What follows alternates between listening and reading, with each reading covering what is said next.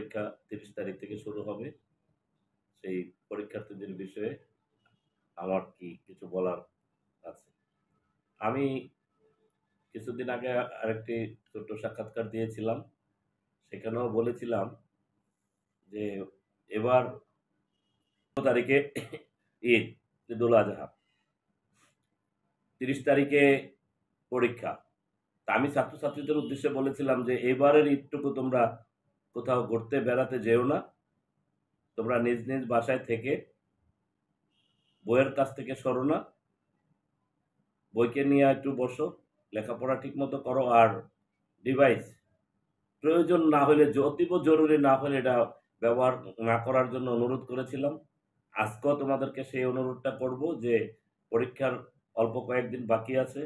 এই ঈদে কেউ গ্রামে বাড়িতে কোথাও বেড়াতে না গিয়ে তোমরা বইয়ের সাথে সম্পর্ক রাখো, ভালো করে লেখাপড়া করো, প্রস্তুতি নাও।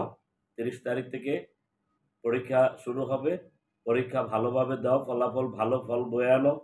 যে যে প্রতিষ্ঠান থেকে পরীক্ষা দিবা সেই প্রতিষ্ঠানের সুনাম অর্জন বয়ে আনো, বাবা মার মুখ উজ্জ্বল করো, সেই প্রতিষ্ঠানের শিক্ষক মন্ডলীর মুখ উজ্জ্বল করো। পরীক্ষার আর মাত্র রয়েছে ১৫ দিন। এই ১৭ তারিখে ঈদ।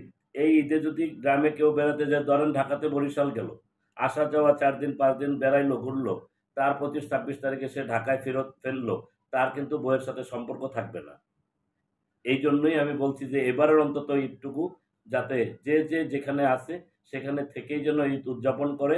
ঈদ আনন্দ উৎসব করবে না সেটা আমি বলি নাই, কিন্তু অন্য অন্য বৎসরের মতো যেমন গ্রামে গেছে বেড়াইতে, গ্রাম থেকে শহরে আসছে, আমি যার যে স্টেশন থেকে চেঞ্জ করতে না করছি, এই জন্য যে অন্তত পক্ষে তারা যেন বই থেকে লেখাপড়া থেকে বিচ্যুতি না হয়, এই জন্যই বলছি। এখন যে গরমটা আমরা ভোগ করতেছি, যেই গরমটা আমরা পার করতেছি, অতীব অনেক গরম।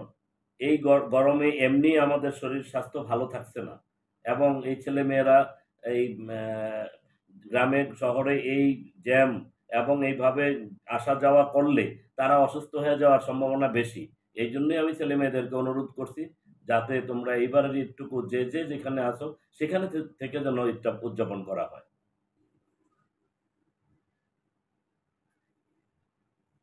আমি মাননীয় শিক্ষামন্ত্রী এবং মাননীয় প্রধানমন্ত্রী এবং সারা বাংলাদেশের শিক্ষক মন্ডলীকে আমি ঈদুল আজহার আগাম শুভেচ্ছা জানাই। ঈদ মোবারক। সবাই ভালো থাকবেন।